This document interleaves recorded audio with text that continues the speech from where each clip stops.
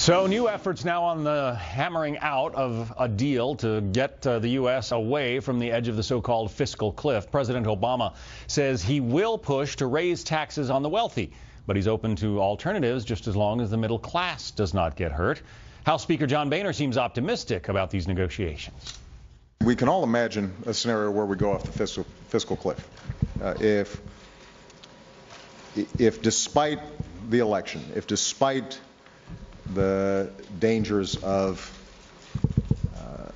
going over the fiscal cliff and what that means for our economy, that there's too much stubbornness in Congress that we can't even agree on giving middle-class families a tax cut, then middle-class families are all going to end up having a big tax hike. There are no barriers here to sitting down and beginning to work through this process.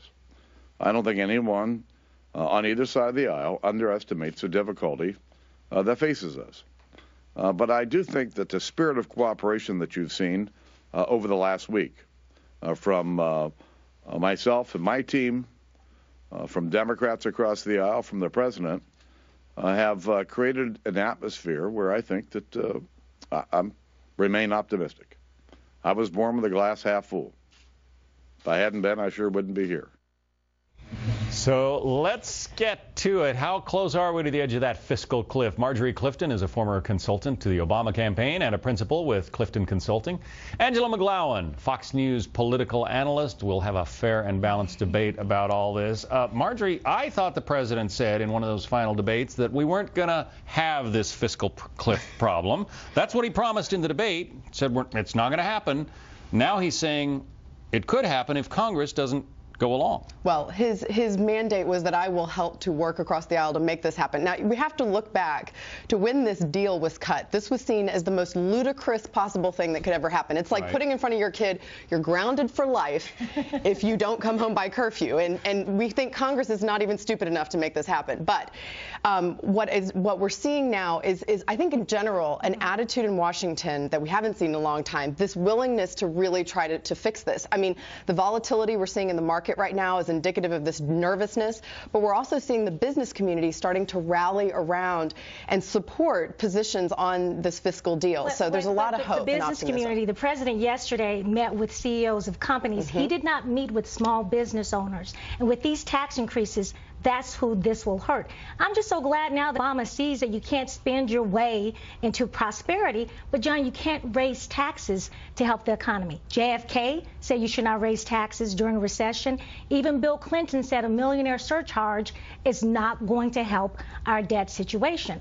But both Congress and the president, they need to go to the negotiating table and work out a deal and not leave until we work something out. Yeah. But in the past, they haven't exactly shown that ability. I mean, they haven't shown the ability to get that done. No, it's a new day, a new Congress. The Congress doesn't look that different than it did before.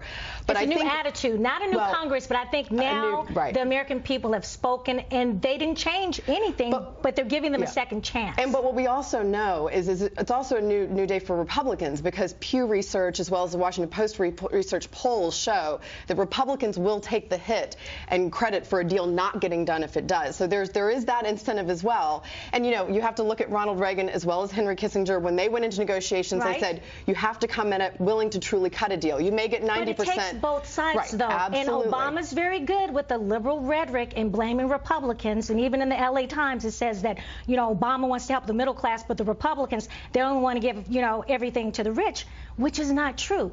And a lot of liberals are saying too that this was a mandate to raise taxes.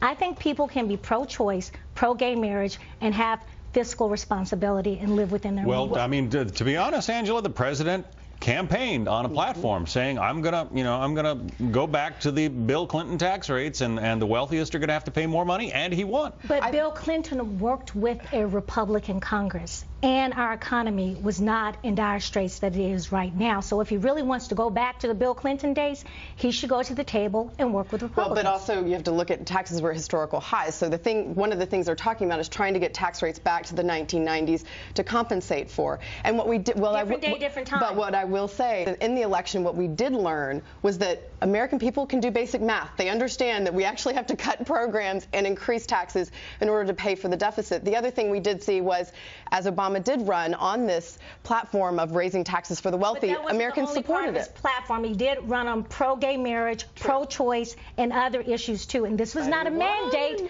but it wasn't a mandate on raising taxes. All right, we're going to have to leave the discussion there. Good to see you in person. Angela McGlowan, Marjorie Clifton, thank you both. Thank you.